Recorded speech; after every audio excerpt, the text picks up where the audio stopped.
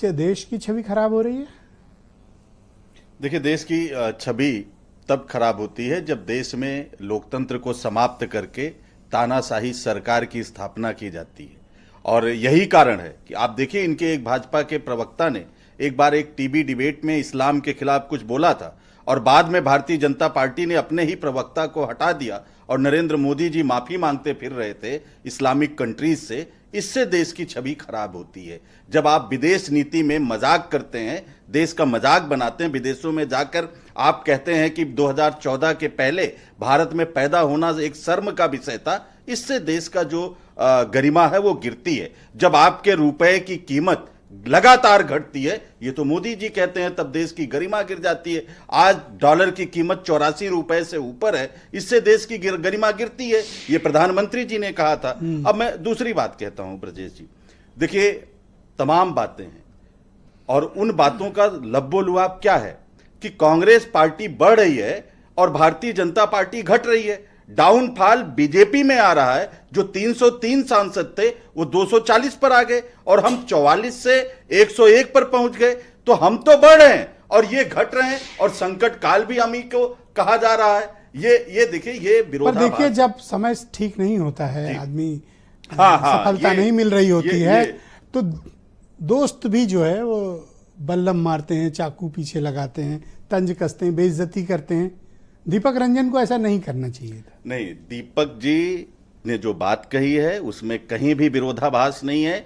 Congress party, Samajwadi party, Rahul Gandhi ji, Akhilesh Yadav ji, Priyanka Gandhi ji, Tejashwi Yadav ji, अगर आपको नहीं बेइज्जती फील हो रही, कोई बात नहीं। नहीं, ये सब लोग एकजुट हैं और इस भारतीय जनता पार्टी के माथे पर जो आप पसीना देख रहे हैं और तमाम चीजें मैंने पहले कहा, उसको शायद आपके दर्शक उतना नहीं समझ पाए, मैं फिर से कह रहा हूं उसको। और मैं दर्शक बहुत समझदार है, समझदार है, मैं उसको और एक्सप्लोर करता हूं। अपनी चिंता करो पाड़े बाबा। हाँ, वही मैं उसको खुल के कहता हूं कि आखिर अडानी जी की जो लंका है, मोदी जी के सोने की खान से बनाई हुई अडानी की जो लंका है, ब्लॉकेज को पार नहीं करोगे ना, पूरे जहां पर अटक गए हो, खोखला हो रहा है। क्यों अपनी समस्या पहचानो पाड़े जी, यही ब्लॉकेज है आपका। ब्लॉकेज नहीं है, यही बियॉन्ड अडानी भी इस देश में तमाम प्रॉब्लम है, उनको भी बात किया करो। नहीं, प्रॉब्लम है, आपकी सुई वहीं अटकी है। अभी मैं सुन रहा था, आपने कहा कि इसको शेर को नोट कर लीजिए, मैं उस पर थोड़ा बताऊं।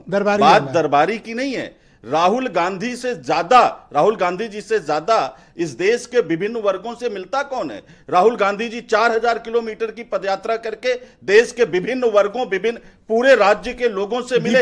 राहुल गांधी देना है। राहुल गांधी जी ने दूसरी यात्रा निकाली, पूरब से पश्चिम, उत्तर से दक्षिण, जवाब दो। और कभी ट्रक ड्राइवर से मिलते हैं, कभी मछुआरों से मिलते हैं, कभी नाविकों से मिलते हैं। मोदी जी को कभी मिलते हुए देखा? ये बात इनको क्यों नहीं बता रहे अपने दोस्त को? देखिए, अखिलेश यादव जी बड़े लीडर हैं और हम सब ये बात समझते हैं।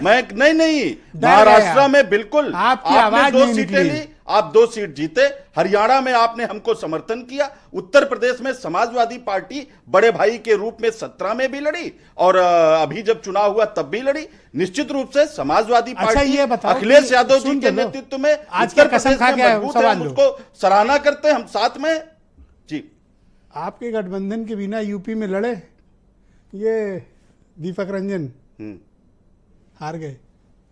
ब्रजेश जी, जब दिल दिमाग सब मिले हुए बिना आपके लड़े, आप कोशिश करते रहिए। आपको मैं हम समाजवादी कांग्रेस, समाजवादी पार्टी सब एकजुट हैं, कोई अंतर नहीं है, हम एकजुट हैं। जीत की सीमा तक पहुंच के भी हम झंडा गाड़ के मोदी जी को हटा के दिखा